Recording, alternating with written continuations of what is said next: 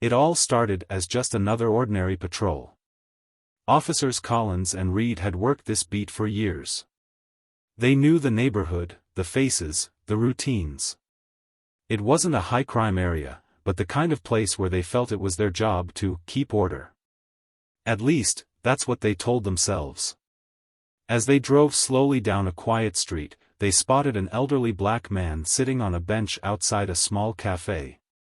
He looked peaceful, sipping his coffee, lost in thought. But for some reason, this simple scene seemed out of place to the officers. Collins glanced at Reed. "You see that?" Reed nodded. "Yeah. Let's check it out." The patrol car pulled over, and the two officers stepped out, their heavy boots echoing on the pavement. The elderly man looked up as they approached, his expression calm, unbothered by their presence. "Good afternoon, officers," he said, his voice deep and steady. "Afternoon," Collins replied, already eyeing the man suspiciously. "Mind telling us what you're doing here?" The man raised an eyebrow, slightly amused by the question. "I'm having a coffee." "Is that a problem?" Reed stepped closer, narrowing his eyes. "Got some ID?" Without hesitation, the man reached into his pocket. His movements were slow and deliberate, but that only seemed to annoy the officers more. "Hurry it up," Collins snapped. The man stopped and looked at them both, his expression unreadable. "Why do I need to show you my ID for sitting on a bench and drinking coffee?" Reed's face hardened. "You don't ask questions. You follow orders." There was a tense silence. The elderly man sighed, shaking his head. "Gentlemen, let's not make this something it doesn't need to be." But Collins had already lost his patience. He grabbed the man by the arm and pulled him to his feet. "Turn around. Hands behind your back." "What's the charge?" the man asked calmly as Reed snapped the handcuffs onto his wrists. "Disorderly conduct." "Resisting arrest," Collins muttered. The elderly man chuckled softly. "Resisting? I haven't resisted anything." But the officers didn't care. To them, this was just another arrest. Another formality. They led the man to the patrol car, put him in the back seat, and drove off without another word. The officers processed the man at the station. His name was James Allen. No criminal record. No signs of trouble. Just a quiet man who'd been sitting at a café. But Collins and Reed weren't concerned with details like that. To them, he was just another file to close. Days later, both officers were called to court to testify about the arrest. They walked into the courthouse with their usual confidence. It was a routine case. They didn't expect anything unusual. But as they entered the courtroom, everything changed. Sitting at the judge's bench, dressed in a black robe, was James Allen. The same man they had arrested. Collins froze in place. Reed's face turned pale. They couldn't believe what they were seeing. Judge Allen sat calmly, his hands folded in front of him, his eyes locked on the two officers. His expression was the same steady, composed look he'd given them during the arrest. "Good morning, gentlemen," Judge Allen said, his voice echoing through the courtroom. "We meet again." The courtroom was packed.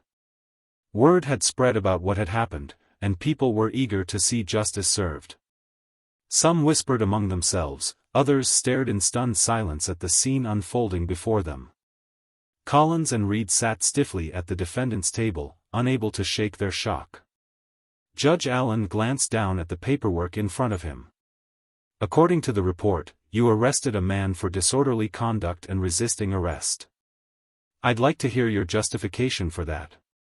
Reed cleared his throat, but his voice came out shaky. "Your Honor, we believed the suspect was acting suspiciously." "Suspiciously?" Judge Allen repeated, raising an eyebrow. "Sitting on a bench, drinking coffee, is suspicious behavior?" Collins shifted uncomfortably in his seat. "Well," He didn't comply when we asked for his ID. Judge Allen leaned forward slightly. Did he refuse to show his ID? Collins hesitated. No, but he wasn't quick about it. The judge shook his head. So, let me get this straight. You arrested a man for sitting on a bench, drinking coffee, and not handing over his ID fast enough? There was a murmur from the crowd. People exchanged knowing looks. The officers had no real defense. Judge Allen continued. Officers, I want to remind you that the role of law enforcement is to protect and serve the public. Not to harass them. Not to act on personal biases. Do you understand that? Both officers nodded, their confidence completely shattered. As the hearing went on, Judge Allen exposed every flaw in their actions. He pointed out the inconsistencies in their report, the lack of any real evidence to support their charges, and the clear signs of racial profiling. It became obvious to everyone in the courtroom that this arrest had nothing to do with law and order. It was about prejudice. When the hearing concluded, Judge Allen delivered a powerful final statement. The charges against me were false. The actions taken by these officers were unjustified. But this case is about more than just one incident. It's about accountability. It's about the need for change. He paused, letting his words sink in. As officers of the law, you are held to a higher standard. Your duty is to uphold justice, not to misuse your authority. Today, you've failed in that duty. And because of that, I am recommending disciplinary action. The courtroom was silent. The gravity of Judge Allen's words hung in the air. He stood from his bench, his gaze steady. Let this serve as a reminder to everyone: justice must be blind, but it must never be heartless. We must treat everyone with dignity and respect, regardless of who they are or where they come from. Outside the courthouse, reporters swarmed Judge Allen. Judge Allen, how do you feel about the outcome? One reporter asked. The judge gave a small, thoughtful smile. I feel hopeful. Because today, justice was served. And I hope this sends a message that we must continue to hold people accountable, no matter their title, their position, or their power. As the cameras clicked and microphones crowded around him, Judge Allen's gaze drifted to the courthouse steps, where people of all races stood together, some holding signs that read, "Equality for all" and "End racial profiling."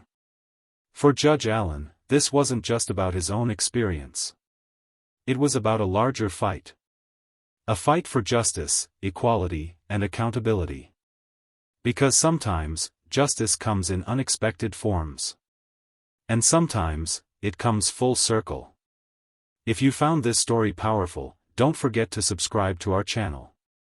We bring you stories that reveal hard truths and inspire meaningful change. Leave a comment below with your thoughts. What do you think needs to change in our justice system? Let's start the conversation, and remember, justice matters to all of us.